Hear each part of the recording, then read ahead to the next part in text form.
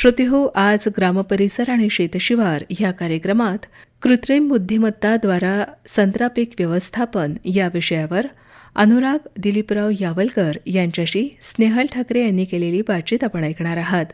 या कार्यक्रमाचे सादरकर्ते आहेत भैयालाल टेकाम. नमस्कार श्रोतेहो, ग्रामपरिसर आणि शेतशिवार या कार्यक्रमात आपल्या सर्व रसिक श्रोत्यांचं मी मनापासून स्वागत करते. श्रोतेहो, बदलत्या हवामानाच्या पार्श्वभूमीवर शेती अधिक शाश्वत आणि उत्पादकक्षम करण्यासाठी आधुनिक तंत्रज्ञान तसंच आधुनिक कृषी अवजारांचा वापर करणं ही काळाची गरज असल्याचं आपल्याला लक्षात येतं. सर्वसाधारण शेतकऱ्याने पारंपरिक पद्धतीने शेती न करता त्याला AIची साथ देऊन शेतकऱ्यांच्या शेतावर कृत्रिम बुद्धिमत्ता आणि इंटरनेट ऑफ थिंग्स तंत्रज्ञानाचा वापर करून पीक व्यवस्थापन अधिक अचूक करण्यावर भर दिलेले आहेत. असेच प्रयोगशील शेतकरी वरुड येथे राहणारे अनुराग दिलीपराव यावलकर आपल्यासोबत आहेत. चला तर आपण त्यांच्याशी AI संदर्भातील कृत्रिम बुद्धिमत्ताद्वारा संत्रा पीक व्यवस्थापन कशा पद्धतीने करता येतं या विषयावरती बातचीत करूयात. नमस्कार अनुराग सर, आपलं ग्रामपरिसर आणि शेतशिवार या कार्यक्रमात मनापासून स्वागत करते. धन्यवाद मॅडम.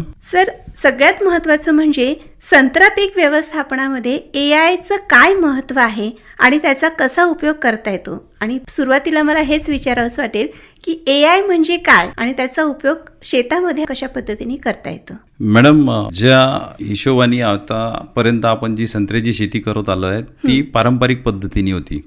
आणि आता त्या पारंपरिक पद्धतीत जे आपले नैसर्गिक जे बदल होत चाललेले आहेत, जसं की वातावरण आजकाल तापत चाललं आहे किंवा अतिपाऊस किंवा पावसाचं जे प्रिडिक्शन आहे ते पहिलेसारखं राहिलेलं नाही आहे. तर या सगळ्यांचा जो संत्रा पिकावर प्रभाव पडतोय, ज्याच्यामुळे अबायोटिक स्ट्रेस वाढत चाललाय, तर या सगळ्यांचं उत्तर आपण जर AIची जर मदत घेतली तर आपल्याला त्याला ते अधिक चांगल्यारीत्या उत्पन्न घेण्यासाठी मदत होते. अच्छा, तर सर, कृत्रिम बुद्धिमत्ताद्वारा रोग आणि कीड नियंत्रण कशा पद्धतीने करता येते याविषयी काय सांगाल.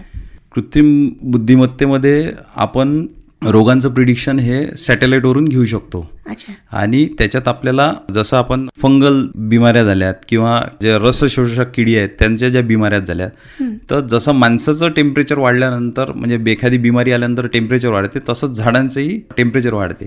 तर सॅटेलाइटवरून आपण हा डेटा पाहू शकतो, जो एक साधारणतः 15 दिवसाच्या इंटरव्हलमध्ये आपल्या त्या शेतावरून जात असतो. तर त्या 15 दिवसाच्या इंटरव्हलमध्ये आपण पाहू शकतो की बिमाऱ्या नेमक्या कोणत्या साईडनी येत आहेत आणि ते कोणत्या प्रकारचे आहेत, त्या किडीजन्य आहेत की बुरशीजन्य आहेत की बॅक्टेरियाजन्य आहेत. आणि मग त्या हिशोबाने आपण प्रिकॉशनरी फवारे घेऊ शकतो की जेणेकरून जिकडून बिमाऱ्या येत असतील तिकडे जरी आपण तो अटकाव जर केला तर त्याचा प्रादुर्भाव येणाऱ्या बाकीच्या झाडांवर होत नाही. तर या प्रकारे आपण AI थ्रू शेतीमध्ये जास्तीत जास्त उत्पन्न आणि चांगलं उत्पन्न घेऊ शकतो. अच्छा, म्हणजे AIच्या माध्यमातून आपल्याला हे कळतं की सर्वसाधारण कुठल्या हवामानामध्ये कुठल्या प्रकारच्या किडी येतात आहे किंवा मग त्याचा उपयोग आपण कशा पद्धतीने करू शकतो ते नियंत्रण करण्यासाठी. सर, कृत्रिम बुद्धिमत्ताद्वारे कशी केली जाते पाण्याचं व्यवस्थापन आणि ते खरंच योग्य ठरतं का. AIच्या थ्रू आपण पाण्याचं व्यवस्थापन खूपच अचूक आणि पहिलेपेक्षा आता खूपच कमी पाण्यात जास्तीत जास्त उत्पन्न घेऊ शकतो. जसं की आपण पहिले सांगितलं की इंटरनेट ऑफ थिंग्स म्हणजे IoT हा एक जो पार्ट आहे की जिथे आपण तो इंटरनेट सोबत जोडल्याबरोबर जे सॉईल सेन्सर्स असतात त्या अलग अलग डेप्थमध्ये टाकल्या जातात, काही 30 सेंटीमीटरला, काही 7 सेंटीमीटरला. तर जेणेकरून त्याच्यावर जे मातीच्या वरची लेअर आहे त्यातली असलेली आर्द्रता किती आहे, त्यानंतर जेथे जे नेमके मूळ स्प्रेडअप होतात, व्हाईट रूट झोन जिथे डेव्हलप होतो त्या एरियातल्या पाण्याची आर्द्रता किती आहे आणि जमिनीचं टेम्परेचर किती आहे, या सगळ्या गोष्टी त्या IoTमुळे भेटतात. आणि जसंच तुमच्याकडे तो डेटा अवेलेबल होतो तर अतिरिक्त पाण्याचा वापर हा कमी होऊन जातो, झाडांवरचा अबायोटिक स्ट्रेस किंवा पाण्याचा स्ट्रेस कमी होऊन जातो. आणि त्यामुळे आपल्याला हेही कळतं की जमिनीचं जर टेम्परेचर हे 35 डिग्रीच्या जर अंदर राहिलं तर आपण त्याच्यात जे कामाचे फंगस आणि बॅक्टेरियाज आहेत ते कोणत्या वेळेपर्यंत सोडू शकतो किंवा त्यांना पोषक असं हवामान जमिनीच्या अंदर कोणत्या वेळेपर्यंत आहे हे IoTमुळे कळतं. तर आपण चांगल्या बुरशी, चांगले जीवाणू सोडूनही झाडांचं चांगलं संरक्षण करू शकतो. सर, AIचा हवामान अंदाज आणि नियोजन हे कितपत योग्य असतं त्याविषयी आपण काय सांगाल. AIचा हवामान अंदाज हा बहुतांशी बरोबरच असते, त्याच्यात जे वारे असतात किंवा आता गेल्या 3-4 वर्षापासून जी डेव्हलपमेंट झाली आहे ती इतकी सटीक आणि अचूक आहेत की त्याच्यामुळे बऱ्याचशा शेतकऱ्यांना त्याचा फायदा होणार आहे. आपल्यापेक्षा नेदरलँड, फ्रान्स, अमेरिका, US किंवा अदर कंट्रीजमध्ये हा वेळेनुसार तर आहेच, म्हणजे तो किती तास येणार आहे, तो किती वाजतापासून किती वाजतापर्यंत पाणी राहील आणि त्याच्यानंतर किती वेळेपर्यंत बर्फ राहील, इथपर्यंत हे प्रिडिक्शन पोहोचलेलं आहे. आपल्याकडचं आता जे हळूहळू आपण Indian technology plus foreign technology सोबत इंटिग्रेट होत चाललो आहे, तर येणाऱ्या काळात हा अजूनच परफेक्शनकडे जाणार आहे. तर त्याच्यामुळे बऱ्याचशा शेतकऱ्यांना जो अवकाळी पाऊस आहे किंवा जे मधामधातच पावसाचे जे खंड पडतात तो त्रास सहन करावा लागणार नाही. आणि त्या प्रिडिक्शननुसार मग आपण ड्रिप सिंचन किंवा फ्लड इरिगेशन किंवा ज्याही प्रकारचे पाण्याचे व्यवस्थापन करायचे असेल तर तो शेतकरी हा ॲडव्हान्समध्येच करून टाकेल. अच्छा सर, रोपांची निवड करताना AIची मदत होते का, आणि होते तर ती मग कशा पद्धतीने होते? रोपांची निवड करताना AI थ्रू आपण जसं आता गव्हर्नमेंटने आपल्याला महाविस्तार AI ॲप दिलेला आहे, हो, त्यानंतर आता मॅप माय क्रॉप आहे किंवा अजून असे बरेचसे सॅट टू फार्म म्हणून असे एक ॲप आहे. तर हे असे इतके सगळे प्लॅटफॉर्म्स आपल्याजवळ आता अवेलेबल आहेत की ज्याच्यावर आपण फोटो काढून त्या प्लॅन्टच्या असलेल्या बिमाऱ्या किंवा तो किती सुदृढ आहे किंवा त्याच्या पानाचा नमुना घेऊन त्याच्यात असलेले जीवनसत्वांची कमी हे सगळं शोधून काढू शकतो. तर आपण चांगल्या रोपांची निवड ही AI थ्रू नक्कीच करू शकतो. श्रोतेहो, ग्राम परिसर आणि शेतशिवार या कार्यक्रमात आपण बातचीत करीत आहोत वरुड येथे राहणारे प्रयोगशील शेतकरी अनुराग दिलीपराव यावलकर सरांशी. सर, मातीचं आरोग्य आणि खत व्यवस्थापन AI द्वारे कशी मदत शेतकऱ्यांना होत असते? AIच्या जे IoTs आहेत त्याच्यात जसं आपण आता बोललो की त्याच्यात आर्द्रता, जमिनीत असलेलं पाण्याचं प्रमाण, त्याचसोबत आता NPK म्हणजे जे संत्र्याच्या झाडाला लागणारे किंवा कोणत्याही झाडांना लागणारे एक बेसिक जे मायक्रोन्यूट्रिएंट्स वगैरे त्याचं सगळ्यांचे सेन्सर्स आता अवेलेबल झालेले आहेत मार्केटला. अच्छा, तर ते आपल्याला बऱ्याचपैकी म्हणजे झाडांना दिलेलं खत कितीपर्यंत अवेलेबल झालं आणि सपोज आपण त्यांना 1 किलो जर खत दिलेलं आहे तर त्यातलं झाडांनी किती ॲब्झॉर्ब केलं आणि किती फिक्सेशनमध्ये गेलं किंवा किती लीच आउट होत आहे, या सगळ्यांची माहिती आता तुम्हाला मोबाईलवरच भेटते. बरं, याच्यात तुम्ही मागच्या वर्षी दिलेल्या मातीत जे खतांचे अवशेष राहिले त्याच्याही बद्दल माहिती भेटत राहते. आणि त्याला पूरक लागणारे असे कोणते बॅक्टेरियाज आहेत की जे झाडांना अवेलेबल करून देऊ शकतात, तर त्याचंही सजेशन आपल्याला AI थ्रू भेटते आणि या मल्टिपल लँग्वेजेसच्या प्लॅटफॉर्मवर सध्या अवेलेबल आहे. अच्छा सर, AIचा उत्पादन वाढ आणि अंदाजपत्रकात प्रामुख्याने काही फरक आपल्याला जाणवतो का? AIचा उत्पादन वाढमध्ये जो पार्ट आहे तो फारच असा क्रुशल आहे, कारण की तुम्ही जर पहिले वापरलेले खतं ही अंदाजाने देत होते किंवा एक ढोबळमानाने आपण देत होतो, ज्याला आपण पारंपरिक शेतीत वापरत होतो. तर इथे आपल्याला जेव्हा अचूक अंदाज भेटत आहे की जमिनीत अवेलेबल असलेलं NPK किंवा मायक्रोन्यूट्रिएंट्स किंवा 14 प्रकारचे जे काही तत्व झाडांना लागतात ते जर आपल्याला माहिती असलं की किती प्रमाणात जमिनीत अवेलेबल आहे, तर तुम्ही रिक्वायरमेंटनुसार खतं द्याल ना. बरोबर. तर त्यामध्ये तुमची बचत भरपूर होऊन जाते आणि झाडांना एक्झॅक्टली जे मायक्रोन्यूट्रिएंट्स आणि बाकीच्या गोष्टी हव्या असतात त्या अवेलेबल झाल्याबरोबर त्याचं फ्रुटिंग आणि फ्लॉवरिंग हे सगळं सुधरून जाते. तर तुमचा बट ऑब्विसली इल्ड वाढतो. पण हे सगळं कसं अचूक माहितीवरच होऊ शकतं आणि त्यासाठी तुम्हाला ते सगळं शिकावं लागेल आणि ही माहिती जवळ म्हणजे घेताना एक थोडासा अभ्यासू अशी प्रवृत्ती लागेल. बरोबर. तर त्यामुळे तुमचं इल्डही वाढतं आणि खर्चही कमी होतो. तर हे नक्कीच कामाचं आहे. सर, आत्ता तुम्ही सांगितलं की हे सगळं करत असताना अभ्यासू वृत्ती आपल्याला लागणार आहे. तर सर्वसाधारण शेतकरी जो आहे त्याला जर AI संदर्भातली माहिती घ्यायची आहे किंवा इतर पिकांविषयी किंवा संत्रा पिकाविषयी जर AIच्या माध्यमातून माहिती घ्यायची असेल तर त्यांनी कशा पद्धतीने आणि कुठून घेतली पाहिजे याविषयी काय सांगाल? म्हणजे फक्त संत्रच नाही, तुम्हाला कोणत्याही पिकावरची जर माहिती पाहिजे असेल तर आजच्या तारखेत प्रत्येकाच्या मोबाईलमध्ये GPT किंवा अजून चॅटबोट आहे किंवा आता गव्हर्नमेंटनी काढलेलं आहे महाविस्तार AI ॲप. तर महाविस्तार या ॲपमध्ये तुम्ही कोणत्याही पिकाची आणि कोणत्याही लँग्वेजमधून माहिती घेऊ शकता, फोटोज अपलोड करू शकता आणि 24 तासातून तुम्ही कोणत्याही वेळेस तुमच्या पिकांवर असलेल्या कोणत्याही प्रकारचे खत व्यवस्थापन, पाणी व्यवस्थापन, रोग किडींच्याबद्दल माहिती, क्रॉपच्या हेल्थच्या बद्दलची माहिती हे सगळंच घेऊ शकता. अच्छा सर, आपण आपल्या शेतात कशा पद्धतीने AIचा उपयोग केलेला आहे सध्याच्या घडीमध्ये आणि आपल्या इथे किती शेती आहे, त्यामध्ये कोणते कोणते पिकं आपण आतापर्यंत घेतले आहेत AIच्या माध्यमातून? तालुका वरुडमध्ये जी माझी शेती आहे ती 27 एकराची आहे आणि त्याच्यात 3000 संत्र्याची झाडं आणि 1350 मोसंबीची झाडं आहे. 5 एकरात आपण भाजीपाला उगवतो. तर अशा सगळ्या याच्यात आपण AIच्या मदतीने 2 अलग अलग कंपनीचे आपण AI वापरतो तिथे आणि सध्या प्रायोगिक तत्वावर काम चालू आहे. अच्छा. तर दोघांचंही आपण कंपॅरिझन करून घेत आहे किंवा आपल्याला येणाऱ्या काळात ज्या शेड्यूल्समध्ये त्रास होतो आपण त्यांच्याबद्दल त्यांना इन्क्वायरी करून त्यांची माहिती वाढवतोय आणि आपली सुधारणा करून घेतोय. बरोबर. तर याच्यात आपला जो भाजीपाला आहे तो आपण कंपनीतून वापरतो, जी साऊथ इंडियन कंपनी आहे, पण त्यांचंही इंटिग्रेशन चांगलं आहे आणि त्यांची सगळी जी माहिती आहे ती मोबाईलवरच भेटत असते. अच्छा. आणि ही दर दिवशी आपल्याला अपलोड करता त्याच्यात पूर्ण डेटाबेस येत आहे. तर याच्यामुळे मागच्या वर्षी झालेल्या फवारे, खत व्यवस्थापन आणि निघालेली इल्ड ह्या सगळ्यांची आपल्याला माहिती भेटते. अच्छा. आणि येणाऱ्या काळात आपल्याला काय काय सुधारणा करायची आहे त्याच्याबद्दलही माहिती भेटते. अच्छा. सोबतच आपलं मॅप माय क्रॉप म्हणून आपण एक ॲप वापरत आहे, ज्याचं कोलॅबरेशन आता गव्हर्नमेंट ऑफ महाराष्ट्र सोबत झालेलं आहे. अच्छा. आणि याच्यावर श्री नितीनजी गडकरी सरांनी 500 कास्तकारांसोबत मिळून एक ट्रायल घेणं चालू आहे. अच्छा. की जिथे हा बारामतीला ऊसामध्ये उच्चांक गाठणारा एक AI डिव्हाइस होता. तर याचं ट्रायल सध्या आता आपल्या महाराष्ट्रामध्ये कृषी विभागाच्या तर्फे सिट्रस इस्टेट थ्रू जितके शेतकरी रजिस्टर्ड आहेत अशा प्रत्येक सिट्रस इस्टेटमधले 40 शेतकऱ्यांना इंटिग्रेट करून अच्छा. त्यांच्याकडून एक नॉमिनल फीस घेऊन मेंटेनन्सची 5,000 रुपये प्लस GST घेऊन हे 20,000 जे वरचे होते ते गव्हर्नमेंटने दिले आहेत. आणि आता ट्रायलमध्ये ते संत्र्यामध्ये वापरण्यात येत आहे. तर त्यातला मी एक शेतकरी आहे अरे वा. आणि आम्ही त्याचं ट्रायल चालू आहे सध्या. तर या गेल्या 3-4 महिन्यात आम्हाला चांगली इम्प्रूव्हमेंट भेटलेली आहे. अच्छा. आणि अजूनही त्याच्यावर काही काम बाकी आहे, तर आम्ही त्याच्यात काम करत आहे किंवा काही एरर्स आहेत तर त्या नलिफाय करणं चालू आहे. अच्छा. सर, आधुनिक तंत्रज्ञान संत्रा शेती आणि पारंपरिक संत्रा शेती यामध्ये आपल्याला नेमका काय फरक जाणवला? कारण आता आपण AIच्या माध्यमातून ही शेती करत आहात, संत्रा शेती, तर नेमकं काय फरक आपल्याला जाणवला? आधुनिक आणि जी पारंपरिक शेती आहे याच्यातला जो एक बेसिक डिफरन्स असा आहे मॅडम, की तुम्ही जमिनीच्या वरती झाडांवर आणि खोडांवर पाहून किंवा पानांकडे किंवा फळांकडे पाहून तुम्ही त्याच्यावर आतापर्यंत ट्रीटमेंट ही थंब रूल प्रमाणे करत होते, बरोबर. ज्याला आपण पारंपरिक शेती म्हणतो. पण जमिनीच्या अंदर नेमकं काय आहे, त्याचं मायक्रोन्यूट्रिएंटचं मॅनेजमेंट कसं आहे किंवा किती खतं लीच आउट झाले किंवा किती खतं फिक्सेशन मोडमध्ये गेलेले आहे याच्याबद्दल माहितीच नव्हती भेटत.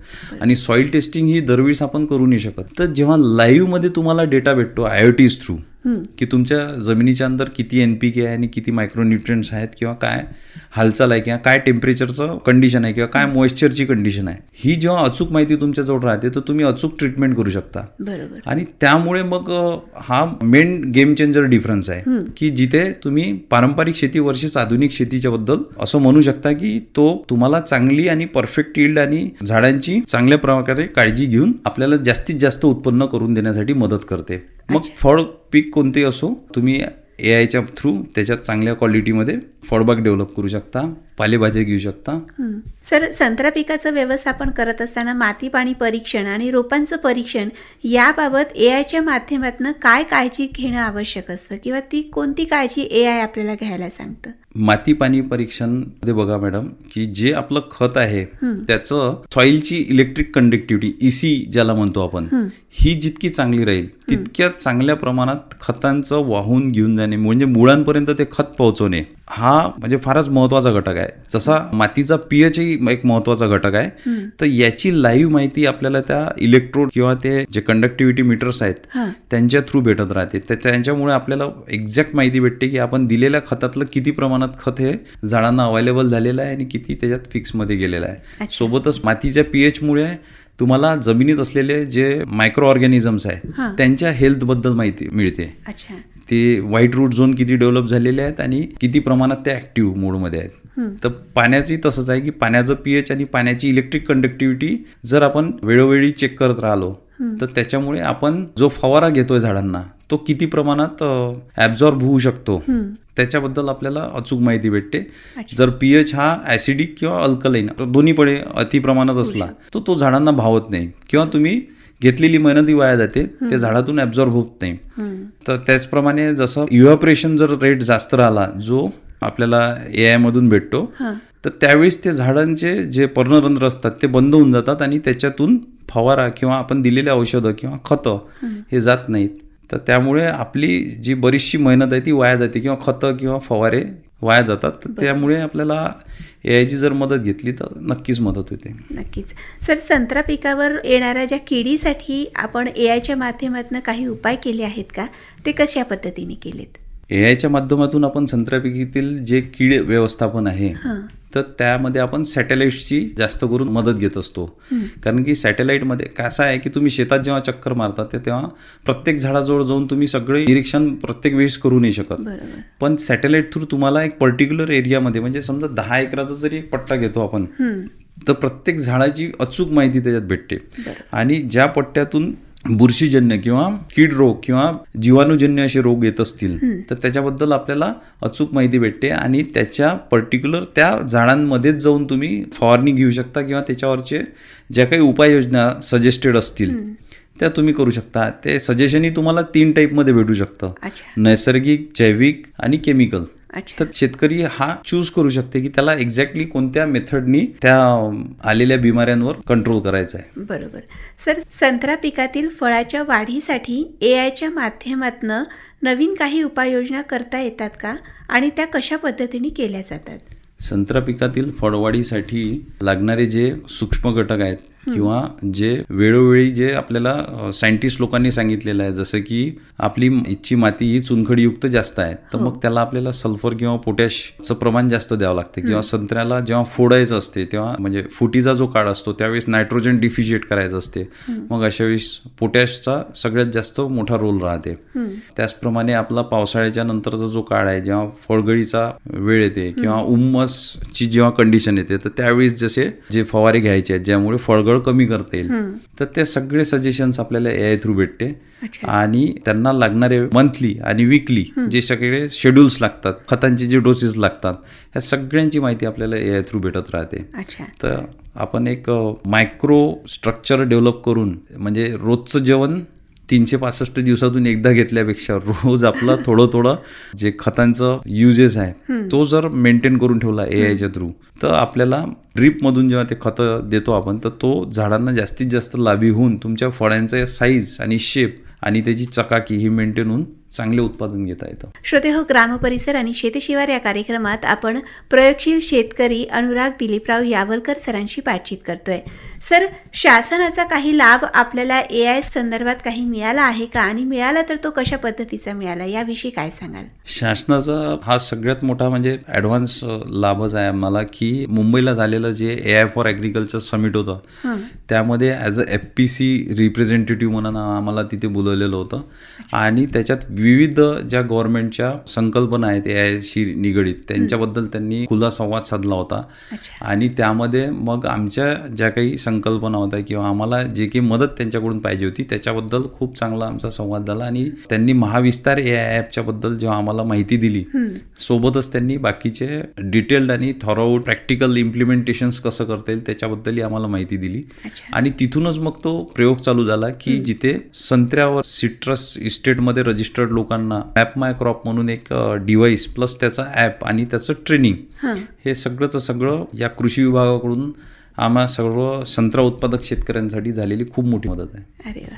सर, बाजारपेठेसाठी AIचा काही उपयोग होतो का आणि होतो तर तो कशा पद्धतीने होतो?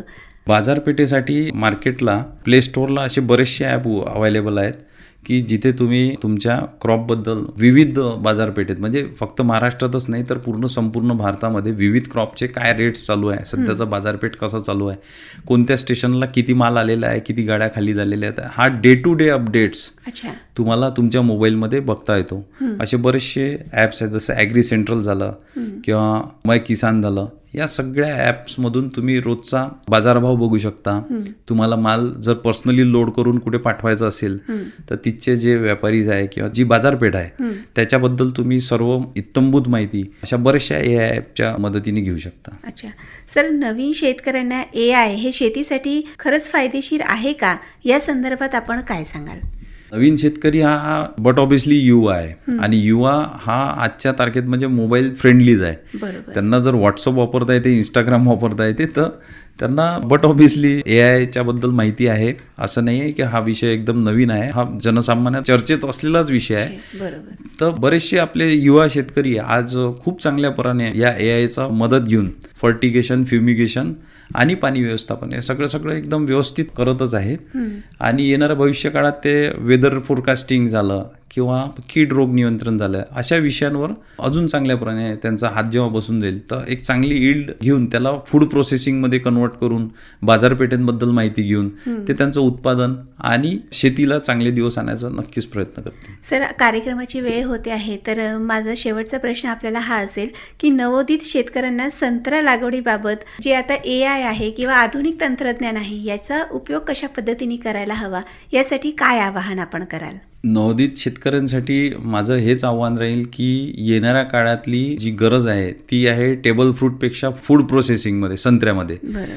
तर याच्यात जे नवोदित शेतकरी आहेत त्यांनी प्लीज फूड प्रोडक्शनपेक्षा म्हणजे क्वांटिटेटिव्ह आणि क्वालिटी तर त्याच्यावर लक्ष ठेवणंच आहे आपल्याला, but at the same time food processing आणि व्हॅल्यू ॲडिशन या सगळ्या गोष्टीवर लक्ष ठेवायला पाहिजे की जेणेकरून हा कास्तकार उद्योगशीलही झाला पाहिजे आणि तो प्रोड्युसर तर आहेच पहिलेपासून. बरोबर. सर, खूप छान संदेश आपण दिलात की नवीन तंत्रज्ञानाचा उपयोग करून नवीन शेतकरी जे आता येऊ पाहत आहेत त्यांनी याचा उपयोग करून आधुनिक पद्धतीने शेती करण्याचा प्रयत्न करायला पाहिजे. एक छोटीशी कविता मला सर आठवते, नांगराची जागा आता ट्रॅक्टरने घेतली, बैलगाडीची जागा आता आधुनिक यंत्रांनी भरली, यंत्रतंत्राच्या मदतीने शेती लागली फुलू, शेतकऱ्यांची आता अच्छे दिन झालेत सुरू, मातीची परीक्षा आता कम्प्युटर सांगतो, थेंब थेंब पाण्याचा शेतकरी वाचवतो, ठिबक आणि तुषार सिंचनाने शेतशिवार न्हालं, पारंपरिक विचाराचं आता नवं पर्व सुरू झालं, बियाणे महाग पण उत्पन्न भरघोस घेतं, मातीला कसदार खतं आणि आता नवीन ऊर्जा नेतात,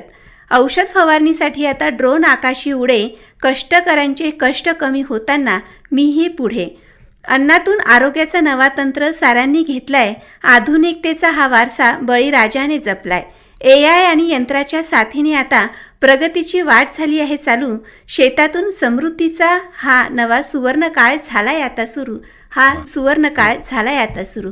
सर, आपण इथे आलात आणि इतकी छान माहिती आमच्या श्रोत्यांना आणि आम्हाला करून दिलीत त्याबद्दल अमरावती आकाशवाणी परिवारातर्फे मी आपली खूप खूप आभारी आहे. धन्यवाद. मी पण आपला आणि अमरावती आकाशवाणी परिवाराचा आभारी आहे की तुम्ही आमच्यासारख्या कास्तकारांना इथे बोलून आणि जनसामान्य हा मेसेज स्प्रेडअप करायचा जो प्रयत्न करतायत त्याच्याबद्दल मी आपला आभारी आहे. धन्यवाद. थँक्यू. श्रोतेहो, आत्ताच आपण कृत्रिम बुद्धिमत्ताद्वारा संत्रापीक व्यवस्थापन या विषयावर अनुराग दिलीपराव यावलकर यांच्याशी स्नेहल ठाकरे यांनी केलेली बातचीत ऐकलीत. या कार्यक्रमाला निर्मिती सहाय्य दिलं होतं स्नेहल ठाकरे यांनी. तांत्रिक सहाय्य संजय किटुकले आणि गजानन भुसकुडे यांचं होतं. तर या कार्यक्रमाचे सादरकर्ते होते भैयालाल टेकाम.